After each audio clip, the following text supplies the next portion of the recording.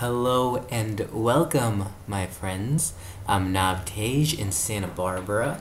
I am in what looks like an office. You can see these tons of books behind me. We have a lot more. Those are not all of them, so the only ones we can showcase with the amount of space that we have right now. But I just wanted to send forth greetings on to you and hope you're having a super awesome Tuesday. I wanted to remind you that I am calling forth some awesome people to duet with. So if you're in the Santa Barbara area, hit me up. We'll make videos together of us singing. I'm looking for, just duets, guy-girl, guy-guy, Rat Pack style, Marvin Gaye style, some Jason Mraz and Colby Calais, some stuff like that, just where you can go back and forth on. We can even do some like Red and Meth or Eminem and Dre, whatevs. Just throwing that out there. Let's have fun, do our own little karaoke jam session and record it and show it to the world.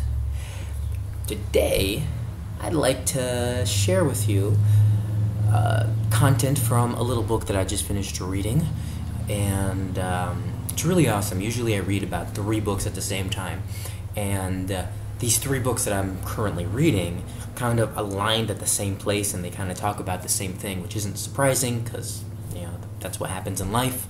You attract more of what you seek, more of what you are. So today I get to read to you about Twin Flames from Elizabeth Clare Prophet. So have fun. I'm gonna have as much fun reading this to you as possible.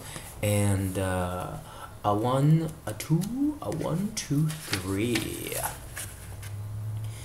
In seeking your twin flame, the only real desire that you ought to have is to bring to that twin flame the gift of your love, yourself, your own spiritual attainment, as well as your outer professional accomplishments. What bouquet of flowers are you ready to bring to your twin flame today? I'd like you to meditate upon this because it's a most important part of your understanding of your psychology. After you've defined what you are capable of giving on one piece of paper, you should write down what you know by past performance and present awareness, what you're not capable of giving. You might say, well, one thing I can't do, I don't know how to cook, so I can't cook a meal for my twin flame.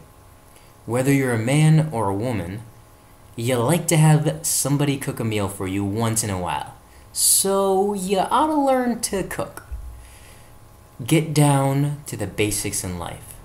Can you keep a schedule? Can you add happiness to a household? Can you be patient with children? Can you be patient with the child in the person that you're imagining is going to come down the highway one of these days? Look at how you interact with yourself. Can you get along with yourself, or do you have problems with yourself? Do you have moods? Do you have ups and downs? Now, when you look at the balance between the flowers you can offer and the weeds you have not yet plucked from your garden, or the barren earth where you haven't planted a flower, then you turn around and you get on the receiving end. Pretend you're the other person. You're the other person seeing you coming down the road. Are you going to be interested? Is this wonderful person that you're imagining going to want you? If they're so wonderful, they may be so wonderful that they may be too wonderful. They may not even notice you. In other words, you've got to become very wonderful yourself, as wonderful as the person that you desire to be with, and you have to be that in fact, and in reality, and not in fantasy. So, now the other person is coming down the road. Maybe it is your twin flame and they see you. You're standing there and they walk on by. You say, wait a minute, you're supposed to stop when you get to me. But they didn't realize they got to you because you didn't find in you, because they didn't find in you a magnet. You didn't have the capacity to magnetize the person that you imagine is your divine polarity. Well, why didn't you have the capacity? You have to imagine what that person would be looking for. You know what you want in that person. You know the virtues and qualities. If you don't contain the same virtues and qualities you're looking for, the person will not recognize you. It'll be like strangers in a crowded room who never speak. Many people think it's all in the package, in the appearance, but it isn't. That wears away very quickly. You've got to have heart. You've got to have soul. You've got to be willing to give. You've also got to be willing to demonstrate that you do have the qualifications for the job. What's the job? It's an office. It's saying, here's the person who is the alpha. Here's the person who's the omega. I want to be the counterpart to that person. I want to be able to prove to that person that I can hold the balance for their mission. I can uphold them. I can serve with them. I can provide the counterpart of qualities they need. Whatever they do, you've got to be able to give something to their life that they need, because all relationships are based on need.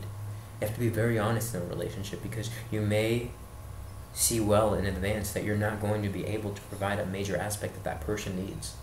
And you may see that they're going to be able to provide yours, that they're not going to be able to provide yours.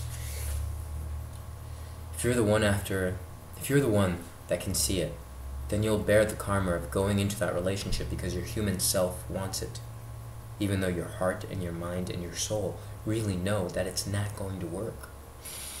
The reason that this is such a situation of concern to us all is that each of us really does have a fundamental need to relate to at least one person in life in a very personal way. So when we recognize the fundamental soul need in life for the friend, we need to be careful to understand that it is that we...